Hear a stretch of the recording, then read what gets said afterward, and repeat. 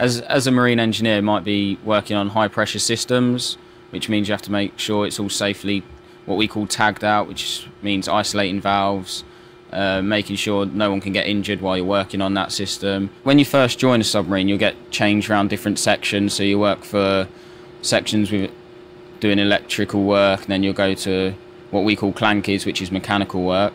When it's alongside, it's varied really, it's maintenance really.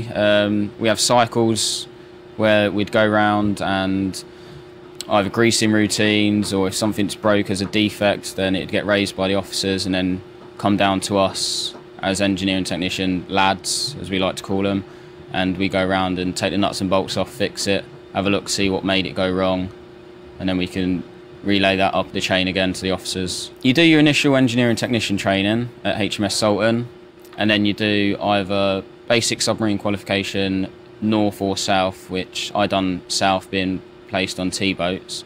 That lasts for 8 weeks, and in that time you learn all the systems on board. As an engineer, it's more emphasis on you to know all the systems, because people look at you if there is something that goes wrong. They expect you to be able to walk into any part of the submarine, and you should be able to either stop a fire or isolate a air burst or hydraulic burst. That's really your bread and butter. I've just been promoted to leading engineering technician.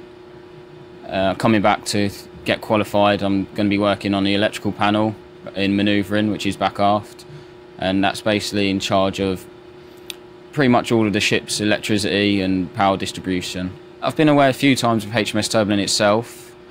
When we go away, the build-up to going away is very intense as an engineer. You often see other people leaving early and stuff, but we need to make sure everything's ready to go. It's going to last a term. We can go away for up to 3 months. It's a lot easier once we get to sea, because hopefully everything's fixed when we get to sea and nothing should break. So it's watch keeping mainly that we do. The best thing about being a submariner would be the pay. We do get paid a little bit more than our counterparts that are on the surface fleet.